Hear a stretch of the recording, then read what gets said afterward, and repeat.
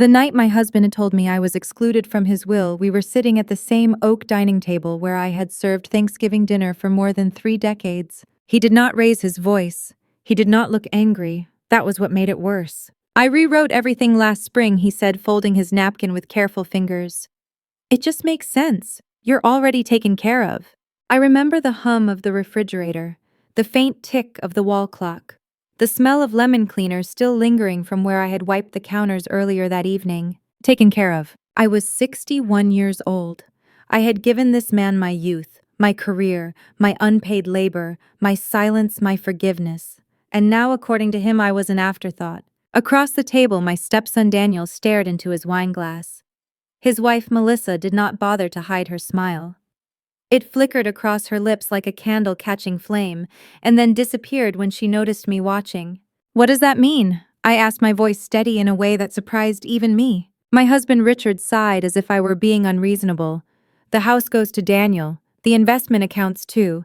You'll still be able to live here, of course, as long as you need. As long as I need." The words pressed into my chest, heavy and suffocating. I felt something tear open inside me, slow and silent. "You didn't think to tell me I asked." He shrugged. "You're emotional. I didn't want drama." Drama. From the woman who had buried her mother alone while he stayed home for a board meeting.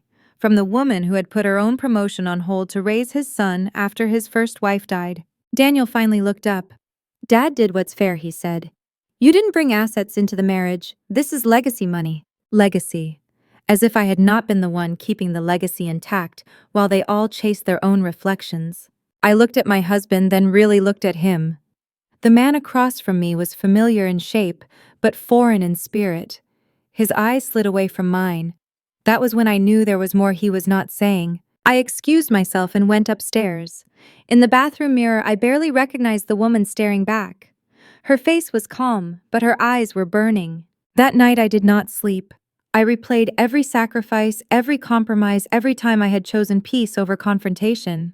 And somewhere around 3 in the morning, something inside me shifted. I stopped asking why. I started asking how. At breakfast the next morning, Richard acted as if nothing had happened. He asked if I could iron his shirt. He reminded me that the gardener needed to be paid. Daniel and Melissa left early. As Melissa passed me in the hallway, she leaned in just close enough for me to hear her whisper, "It's better this way. You wouldn't know what to do with that kind of responsibility." I smiled at her. That confused her. Later that day, while Richard was at the office, I opened the filing cabinet in the study, the one he thought I never touched. Inside were years of tax returns, trust statements, partnership agreements. I had filed them all myself once upon a time, back when I still believed my intelligence was valued. I sat on the floor, papers spread around me, and read. By evening, I knew 2 things. First, Richard had not excluded me because I was weak. Second, he had excluded me because he thought I was. And that was his first mistake. When Richard came home, I kissed him on the cheek and asked about his day. He smiled, relieved. He thought the storm had passed. I went to bed early and stared at the ceiling, listening to his breathing beside me. I already knew where this story would end. I just had not decided yet how much it would cost him to get there. The lawyer's name was Eleanor Pierce, and she did not underestimate me. That was why I chose her. Her office smelled faintly of old books and coffee that had been reheated too many times. She listened without interrupting as I explained my situation, my exclusion from the will, the quiet cruelty disguised as practicality. When I finished, she folded her hands and looked at me carefully. "You've been married how long?" 34 years. "And you contributed to the household financially." I laughed once, short and bitter. "I kept the company books for 12 years without pay. I hosted clients. I deferred my own career." She nodded. "Good, that matters." For the first time since that dinner, I felt something loosen in my chest. Over the next weeks, I learned to move differently. I did not confront, I observed. I noticed how Richard took calls in the garage now, how he guarded his phone, how Daniel suddenly started stopping by unannounced, asking questions about accounts I was supposedly excluded from. One afternoon, while Richard showered, his phone buzzed on the nightstand. I did not plan to look. But the screen lit up with a name I did not recognize. Melissa. The message preview was short. "We need to be careful. She's smarter than you think." I put the phone down with steady hands. So, that was the game. At Thanksgiving, the tension was thick enough to taste. The dining room was dressed in linen and silver, the same way it always had been. Tradition mattered to me even now. Melissa sat at my place setting just to see if I would object. I did not. Instead, I brought out the turkey and carved it myself, my movements slow, deliberate. Daniel watched me with unease. Richard avoided my eyes. Halfway through dinner, Richard cleared his throat. "We have an announcement." Melissa straightened, already triumphant. Daniel smiled. "We're moving some assets early, just to simplify things." I dabbed my mouth with my napkin. "That's wise." Richard blinked. "You agree?" "I do," I said. "It's good to plan ahead." They exchanged glances. They thought I was surrendering. After dessert, while Melissa bragged about remodeling ideas for a house she did not yet own, I excused myself and stepped into the study. Inside the drawer of the desk beneath outdated manuals was a flash drive. I had placed it there years ago, back when I still believed insurance was just a precaution. On it were copies, emails, accounting discrepancies, proof of a relationship that had begun long before Richard rewrote his will. I slipped the drive into my pocket and returned to the table. Melissa was laughing too loudly. Richard was relaxed for the first time in weeks. I raised my glass. "To family," I said, "and to clarity." They echoed the toast, unaware that the ground beneath them had already begun to shift. That night, as I lay beside my husband, I realized something with startling calm. I did not want his love back. I wanted the truth acknowledged, the power returned, and the story rewritten. And I was done waiting for permission. At the edge of sleep, I imagined the moment when they would finally understand. It would not be loud. It would not be quick. But it would be complete. The first thing I did was nothing. That was the hardest part. For weeks after Thanksgiving, I played the role they expected. I cooked. I smiled. I asked Richard about his meetings and listened as if every word still mattered. I folded laundry that wasn't mine. I nodded at Daniel's explanations about finances he barely understood himself. Inside, I was building something precise and sharp. Eleanor Pierce and I met every Tuesday afternoon. She taught me the language of quiet power, marital assets, fiduciary duty, undue influence, spousal rights that do not disappear just because a man decides they should. "You don't need to prove he's cruel," she told me. "You need to prove he's strategic." Richard thought he was clever. That was his second mistake. Through Eleanor, I hired a forensic accountant. A woman named Grace Holloway. Gray hair, pulled back tight, eyes that missed nothing. She reviewed decades of company records Richard assumed were buried. They weren't. Payments rerouted, bonuses disguised as consulting fees. A shell company registered under Daniel's name that funneled money back to Richard.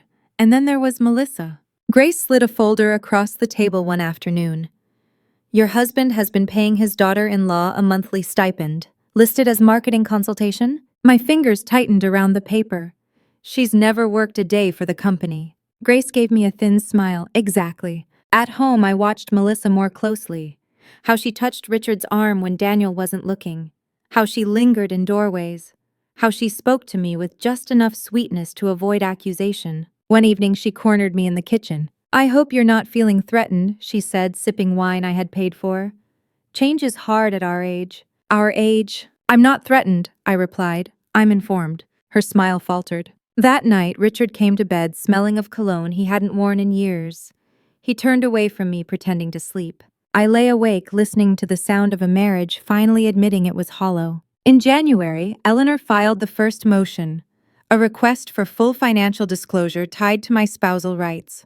Richard exploded. "This is unnecessary," he snapped, slamming the kitchen drawer. "You're embarrassing us." "Us," I repeated softly. Daniel showed up the next day, agitated. "Dad says you're trying to take everything." "No," I said calmly. "I'm trying to understand where everything went." "You're being vindictive." I looked at my stepson, this boy I had raised, who now stood in my kitchen pointing at me like I was the problem. "No," I said, "I'm being accurate." The subpoena arrived a week later. Richard's hands shook when he opened it. That was when I knew. He hadn't expected resistance, and resistance was only the beginning. The depositions began in February, right after Valentine's Day. I found that ironic. Richard sat across from me in a conference room that smelled faintly of toner and stale coffee. His lawyer whispered urgently in his ear. He avoided my gaze. Melissa was not there. She was never there when accountability entered the room. When it was my turn to speak, I told the truth without decoration.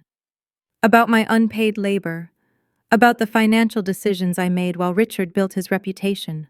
About how the will was rewritten without discussion. "Did you feel blindsided?" the opposing counsel asked. "Yes," I said, but not surprised. Richard finally looked at me then. When it was his turn, the cracks appeared quickly. He contradicted himself. Dates didn't line up. He minimized my contributions until Grace's reports were entered into evidence. The room shifted. During a break, Richard cornered me in the hallway. "You're destroying this family," he hissed. I met his eyes. "You destroyed it when you decided I was disposable." That afternoon, Daniel was deposed. He tried to sound confident. He failed. Emails surfaced. Transfers he had signed without reading. Melissa's consulting payments routed through his accounts. When he realized what was happening, his face went pale. "She told me it was normal," he stammered. "Did you ever ask me?" I asked quietly. He didn't answer. Melissa's deposition was scheduled last. She arrived overdressed, smiling too brightly, her hand resting possessively on Richard's shoulder. The smile vanished when the emails appeared on the screen. The ones where she referred to me as temporary. The ones where she joked about waiting me out. The room went silent. Her lawyer asked for a recess. Eleanor leaned towards me. "This is where it turns." In mediation, Richard finally broke. He offered a settlement, the house, a portion of the company, silence in exchange for peace. I listened carefully. Then I shook my head. "I don't want a portion," I said. "I want acknowledgement." The mediator blinked. "Acknowledgement of what?" "That I was erased," I replied, "and that it was intentional." Richard stared at the table. "I did what I thought was best," he muttered. "For whom?" I asked. No one answered. The session ended without agreement. As we left, Melissa brushed past me, her voice low and venomous. "You think you've won?" I turned to her, calm as glass. "No, I think you've underestimated how patient I can be." That night, Eleanor called me. "There's something else," she said. "Something Richard didn't disclose." My heart thudded. "What?" I asked. "There's a second trust," she replied. "And your name was removed from it 6 months before the will." I closed my eyes. So that was the real game. And now that I could finally see the whole board, I knew exactly where to strike next. The second trust changed everything. Not because of the money, although the numbers made my stomach tighten, but because of the timing. 6 months before the will. 6 months before Richard began treating me like a guest in my own home. 6 months before Melissa's confidence sharpened into certainty. Eleanor called it what it was, preemptive exclusion. I called it betrayal with a calendar attached. We requested an emergency injunction to prevent any movement of assets tied to the trust. Richard's legal team fought it hard, arguing it was separate, irrevocable, none of my concern. The judge disagreed. For the first time, Richard looked afraid. At home, the atmosphere curdled. He stopped pretending. He slept in the guest room. He spoke to me through lawyers even while we passed each other in the hallway. Daniel stopped coming by. Melissa did not. One afternoon, she showed up alone. No warning, no smile. "I think we should talk woman to woman," she said, stepping into the living room as if she belonged there. I gestured to the chair across from me. "Say what you came to say." She crossed her legs, studied me openly. "You're dragging this out. It's unnecessary." "Is it?" I asked. "You've made your point," she continued. "Richard made mistakes, but this is humiliating him. Us." I raised an eyebrow. "Us?" She flushed. "The family." I leaned forward slightly. "You are not my family." Her jaw tightened. "You're bitter." "No," I said calmly. "I'm accurate." She stood abruptly. "Do you know what he says about you, that you checked out years ago? That you stopped trying?" I stood too slowly. "Do you know what he says about you? That you're temporary?" Her eyes widened. "That's a lie," she snapped. "Is it?" I asked. She stared at me, breathing hard, then turned and left without another word. That night I slept better than I had in months. The next week, Grace uncovered something even Richard hadn't anticipated.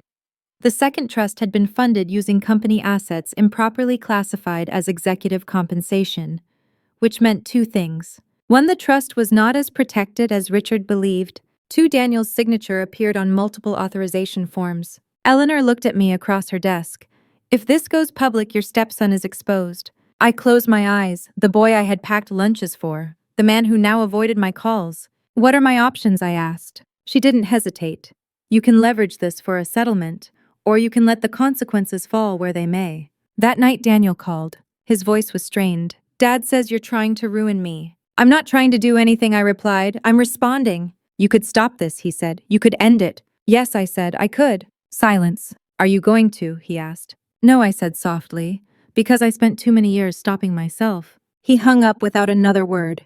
2 days later, Richard collapsed at work. Stress, they said, a warning sign. Daniel rushed to the hospital.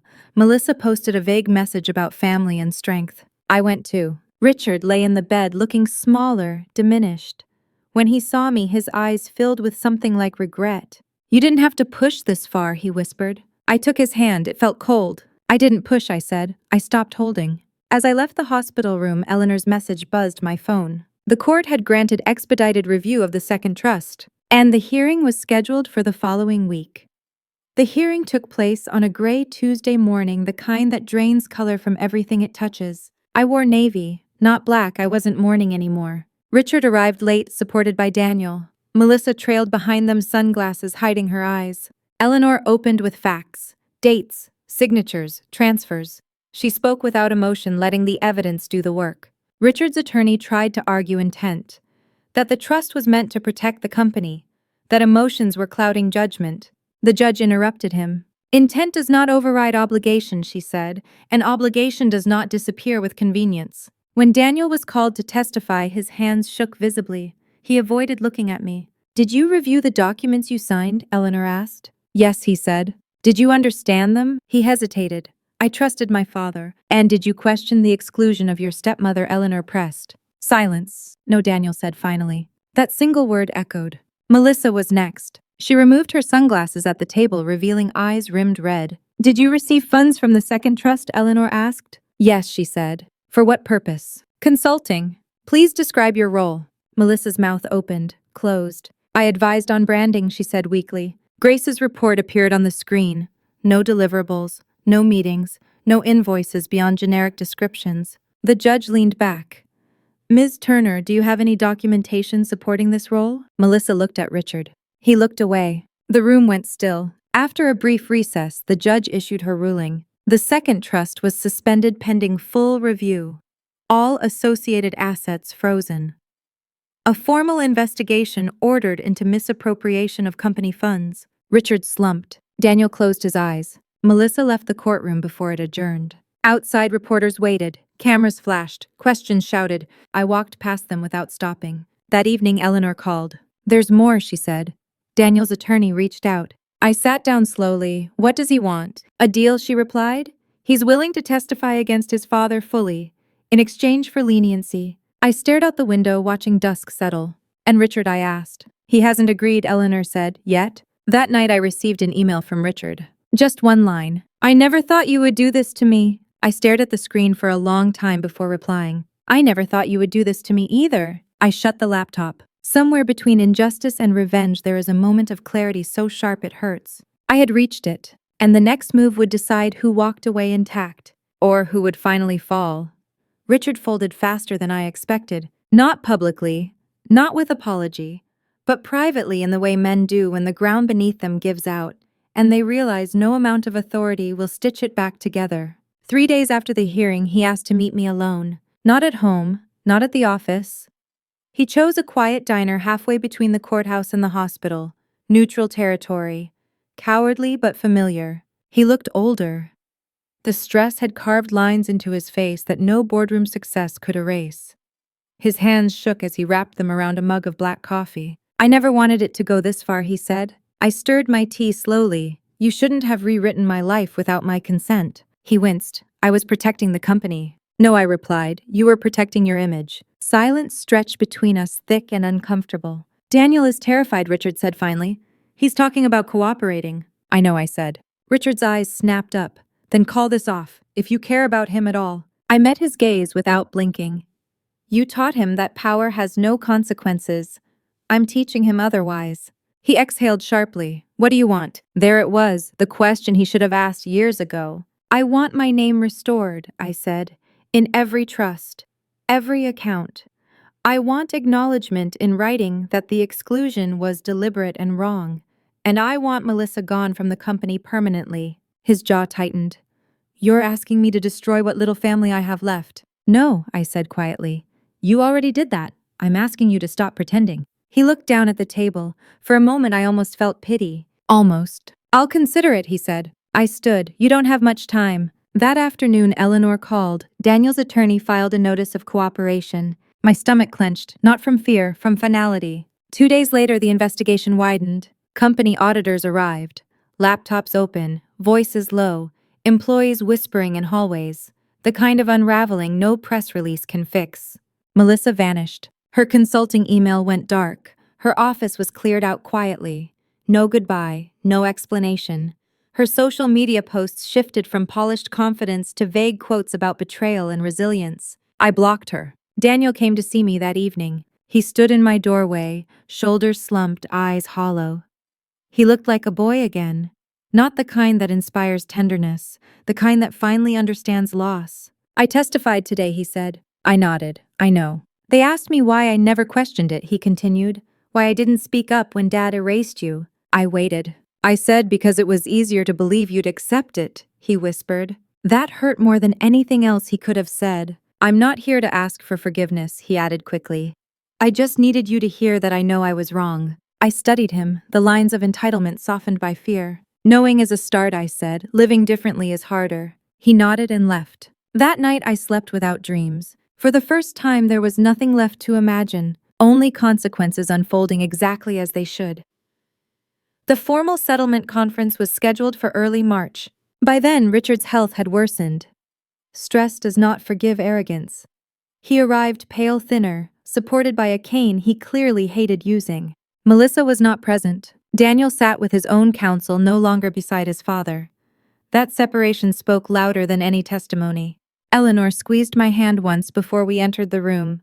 Stay steady. I was already there. The mediator outlined terms: restoration of assets, public acknowledgement filed with the court, a structured separation agreement that ensured my full financial independence, Richard's resignation from any executive role, Daniel's removal from fiduciary authority for a period of years. Richard objected weakly. Daniel did not. When it was my turn to speak, I kept my voice calm. I don't want revenge, I said. I want accuracy. I want my life reflected truthfully on paper the way it existed in reality. The mediator nodded. Richard looked at me then with something close to awe, or fear, perhaps both. This isn't who you used to be, he said. You're right, I replied. This is who I am now. He signed. Daniel signed. The ink dried quietly. No applause, no relief, just the weight of finality settling into place. Outside the building, spring sunlight warmed the stone steps.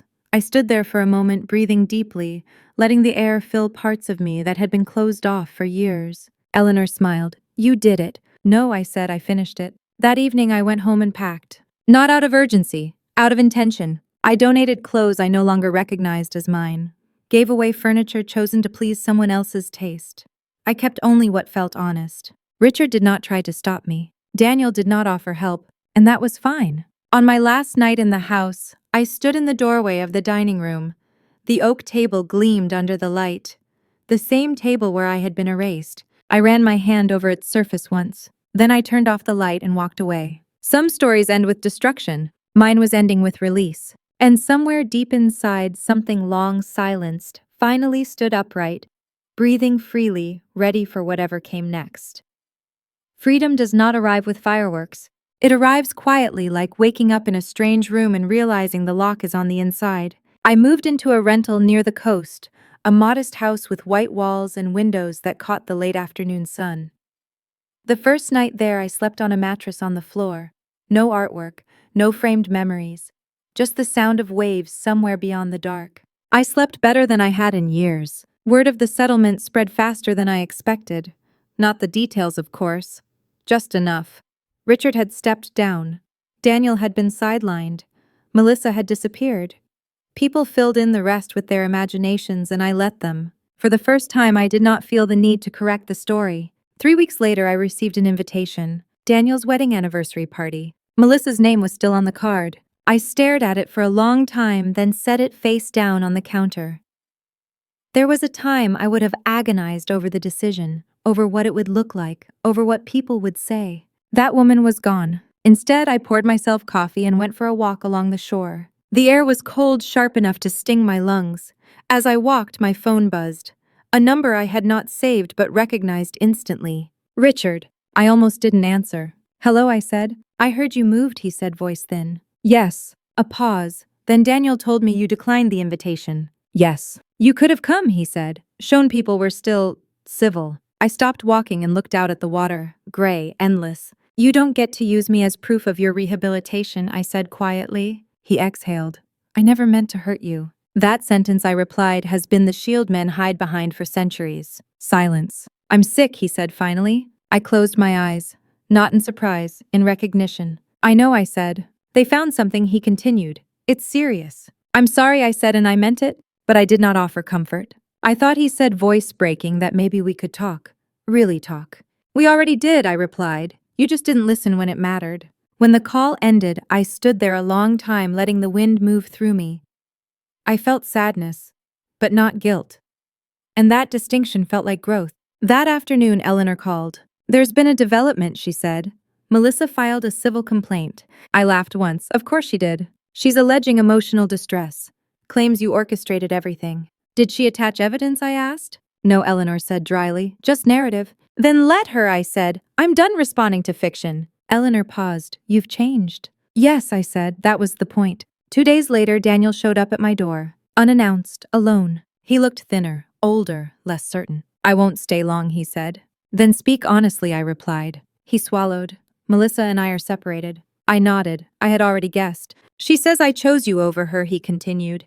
That I let you humiliate her. And what do you think I asked? He hesitated. I think I finally saw how easy it was for me to let someone else carry the cost of my comfort. I studied his face, the lines where arrogance used to sit. I'm not asking to come back into your life, he said quickly. I just wanted you to know I'm trying to do better. I considered that. Trying is private, I said. Doing better is visible, start there. He nodded, eyes wet, and left without another word. That night I sat on the floor of my new living room, surrounded by unpacked boxes, and felt something unfamiliar. Pride, not in victory. In survival with integrity intact. Spring arrived slowly, then all at once. The mornings grew brighter, the air softer. I planted herbs in small pots along the windowsill. My hands deep in soil, grounding myself in things that grew because they were cared for, not controlled. Melissa's lawsuit was dismissed within a month. Lack of standing, lack of evidence, lack of credibility. She sent one final message before her number went silent. You didn't have to destroy everything. I stared at it, then deleted it without replying. Destruction assumes intent. What I had done was remove myself from being consumed. The company announced new leadership. A woman, younger than me but seasoned. She reached out, asked if I wanted an advisory role. I declined. I spent decades building something for others, I said. Now I want to build a life. She understood. I began volunteering at a legal clinic once a week. Women my age older sat across from me, clutching documents, fear etched into their faces. Stories different in detail, identical in shape. Erased, replaced, diminished. I did not give advice. I gave perspective. One afternoon, a woman asked me, do you regret fighting back? I thought of the nights I had cried silently beside a man who no longer saw me. Of the dining table, the will, the calculated exclusion. No, I said, I regret waiting as long as I did. Richard's health declined quickly. When he died, I did not attend the funeral. Not out of spite, out of closure. Daniel sent a message afterward. Simple. Thank you for not making this harder. I did not reply. Some conversations end not with forgiveness, but with understanding that no further exchange is necessary.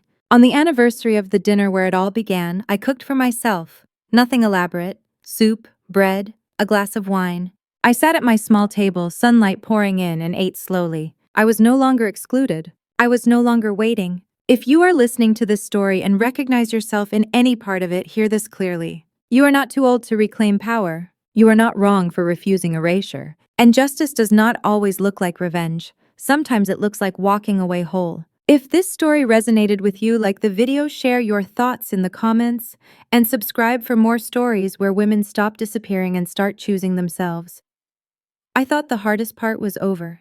I was wrong. Rebirth is quieter than revenge, but it asks more of you. By early summer, my life had settled into a rhythm that felt almost foreign. Morning walks by the water. Coffee drunk slowly without anyone else's schedule dictating the pace. Afternoons volunteering at the clinic. Evenings reading books I had once bought and never opened, because I was always too busy supporting someone else's ambition. Peace, I learned, can feel unsettling when you are not used to it. That was when the call came. Not from Daniel. From a woman named Carol Whitman. She introduced herself as Richard's former executive assistant. She had worked for him for nearly 20 years, overlapping with my time balancing the books at home. I've been debating whether to call you, she said. Her voice was steady, but tight. But after everything that happened, I think you deserve to know. I listened. There was another document, she continued. Not a will, not a trust. A memorandum Richard asked me to draft, then told me to lock away. My fingers tightened around the phone. What kind of memorandum? I asked. A succession plan, she said. One that assumed you would be alive and active. One where you were listed as oversight. Final authority. My chest ached in a way I hadn't felt since the beginning. Why wasn't it filed? I asked. Carol exhaled. Because Melissa found out. She screamed at him in his office, threatened to leave, threatened to expose the affair if he didn't choose. Choose. He told me to destroy it, Carol said quietly. I didn't. I kept a copy. Silence stretched between us. I'm not calling to stir things up, she added. I just couldn't carry this anymore. Not knowing you were blamed for things you never chose. When we hung up, I sat on the edge of my bed, the weight of that truth pressing down on me. Richard had known. At some point he had known, and still he chose the path that erased me. The revelation did not reopen the wound. It cauterized it. That afternoon, Daniel showed up again. He looked different now, less frantic, more grounded.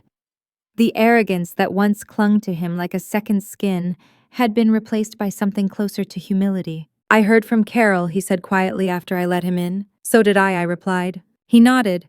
Dad talked about that plan once, said it was unrealistic. I looked at him. Did you ever ask why? He shook his head. I didn't want to know. We sat in silence for a long moment. I'm not here to rewrite the past, he said finally. I just wanted you to hear this from me. He made that choice alone. I won't pretend otherwise anymore. That mattered. Not because it fixed anything, because it was honest. Before he left, Daniel hesitated at the door. You know, he said, people at the company still talk about you. They say things only worked when you were quietly holding everything together. I smiled faintly. Quiet competence is easy to exploit. After he left, I took Carol's document and placed it in a folder with the rest of the case files. Not as leverage, as closure. That night, as I watched the sun dissolve into the ocean, I understood something that had taken me decades to learn. Justice is not always about forcing someone to admit they were wrong. Sometimes it is about no longer needing them to. And in that realization, something inside me finally rested. The first anniversary of my leaving arrived without ceremony. No reminder popped up on my phone. No one marked it but me. I woke early, brewed coffee, and sat by the window as light spilled across the floor. I thought about the woman I had been a year ago. Careful, accommodating, afraid of being seen as difficult. I did not miss her. Not because she was weak, but because she had been trapped. That afternoon, I received an email from the legal clinic. A woman I had spoken with months earlier had finalized her separation. She wrote to thank me. Not for advice, she said, but for saying one sentence that stayed with her. You are allowed to be done. I read it twice. That sentence had changed my life too. I took a walk along the beach, shoes in hand, sand cool beneath my feet. Children ran past laughing. Couples argued quietly, then held hands again. Life imperfect and ongoing. I did not feel bitter. I felt finished. In the evening, I sat down and wrote a letter. Not to Richard, not to Daniel, to myself. I wrote about the cost of silence, about how loyalty becomes self-betrayal when it is one-sided, about how women are taught to endure, to adapt, to disappear gracefully when replaced. And then I wrote something I wished someone had told me decades ago. You do not owe anyone your erasure. When I finished, I folded the letter and placed it in a drawer, not to revisit, to honor. As night fell, my phone buzzed. A message from Daniel. I hope you're well. No reply needed. I smiled and set the phone down. Some bridges are not burned. They are simply no longer crossed. If you are listening to this story and you feel something stirring in your chest, I want you to hear this clearly. It is not too late. Not to set boundaries, not to ask questions, not to choose yourself. Revenge is loud, but dignity is enduring. If this story spoke to you, like the video, share your thoughts in the comments, and subscribe for more stories about women who stop shrinking and start standing. Your story is not over yet.